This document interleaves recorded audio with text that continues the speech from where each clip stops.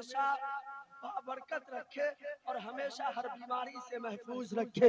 सुभान अल्लाह। इसी दरूद और सलाम के ज़मन में हिंदुस्तान के मशहूर सुखनवर, हिंदुस्तान के मशहूर संस्कृतज्ञ अल्लामा डॉक्टर जौहर मियां शफियाबादी लिखते हैं, आगतम भूतलम स्वागतम मंगलम, स्वागतम स्वागतम हे नबी मंगलम, दुखहरम सुखकरम जीवनम मंगलम, मंगलम प्राण दाता मही मंगलम, मंगलम हे हबीबे खुदा मंगलम, मंगलम कारणम सर्जनम मंगलम, मंगलम हे नबी हे शफी मंगलम, मंगलम साज सर्वम चुरी मंगलम, मंगलम वैभवम आमना बहु मंगलम, मंगलम मंगलम हे हलीमा सुधी मंगलम, श्रावणम मंगलम भावनम मंगलम, मंडपम मंडितम नवयती मंगलम, जौहरम कौशलम निर्मलम मंगलम, शीतलम सूफलम युगजयी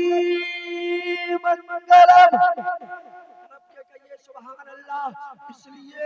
इसलिए कि हमने सिर्फ ज़बान बदला है, भाषा चेंज बदला है, लैंग्वेज चेंज किया है, जिक्र नहीं बदला है। जिक्र किसी दुनियादार का नहीं किया है, भाषा भले दुनियादार का उठाया है, लैंग्वेज भले किसी और का लिया है, लेकिन जिक्र किसी और का नहीं, मदीने के सरकार का कर दिया है।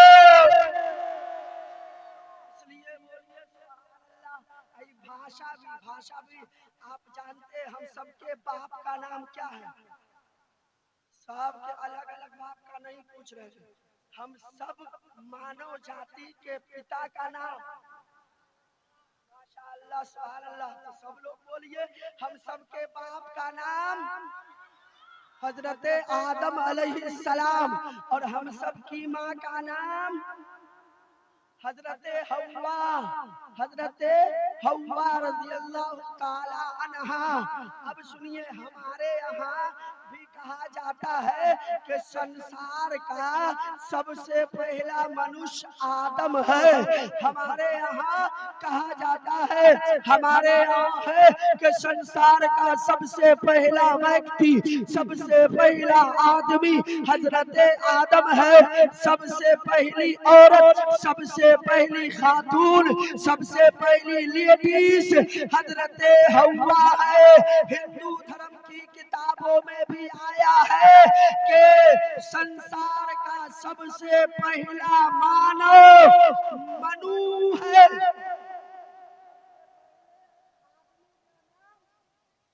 मनु है, क्या है?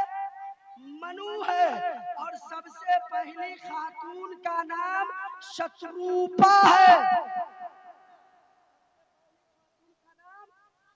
शत्रुपा है। अब जिसको उनके यहाँ मनु कहते हैं, उसी बाबरकत जात को हम आदम अलैहिस्सलाम कहते हैं, और जिसे वो शत्रुपा कहते हैं, उसी को हम हजरत हव्वा कहते हैं।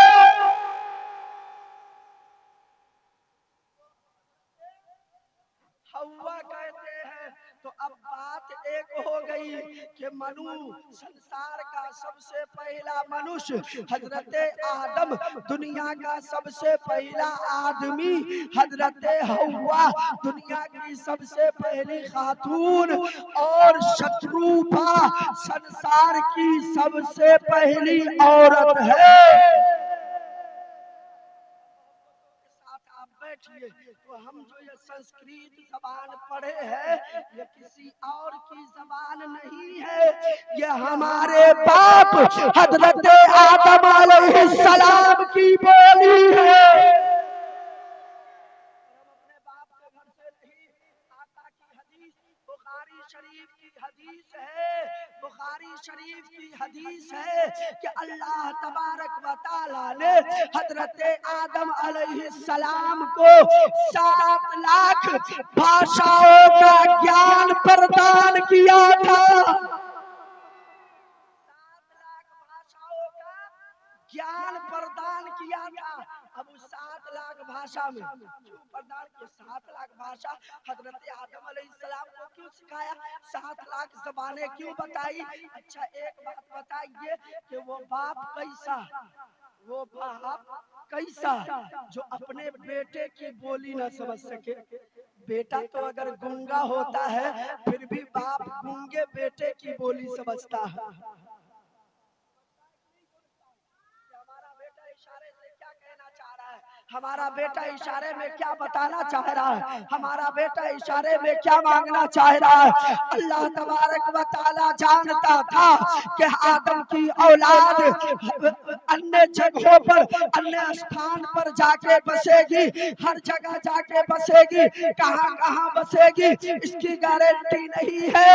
मुख्तलिफ जगहों पर आदम की औलाद बसेगी, इसकी भाषाएं अलग अलग होंगी, इसके लोग अलग अलग होंगे, इसकी जबान अलग अलग होगी। तो अल्लाह तबारक व तआला ने हमारे बाप हजरत आदम को 7 लाख दुनिया में जितनी जबानें बोली जाने